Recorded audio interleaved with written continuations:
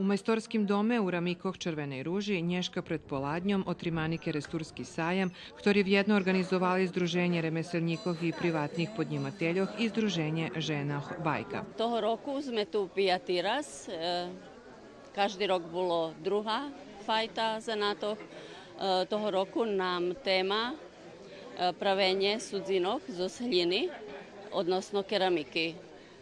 To inšak, co še bajke dotika, máme namjeru ženi zo bajke da še konkretnejše, barže upoznaju za tu robotu.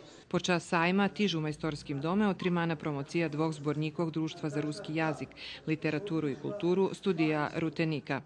Prisutni mohli čuti od profesora Julijana Ramača vecej o koljesarskim remeslu i o slovo kotriša vecenje hasnuju, a tiž i o ruskih narodnih špivankoh. Promociju prikrašeli špivanki ženske špivatske grupi Keresturskoho doma kulturi. U sportskej hali i u sali školi Petro Kuzmjak bul međunarodni turnir u odbojki u Ramikoh sportskih baviskoh Jaša Bakov.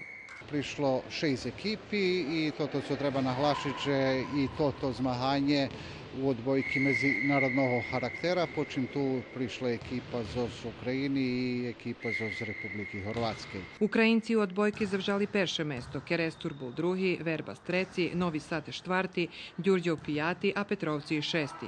Nješka večer na 20 hodin počina švetočni koncert na štret Široke rovnjini, gdje nastupja i hosti ansambl Puls z Prešova, a na 22 hodin bude estradni koncert tamburovoho ansambla Ravnica z Subotici.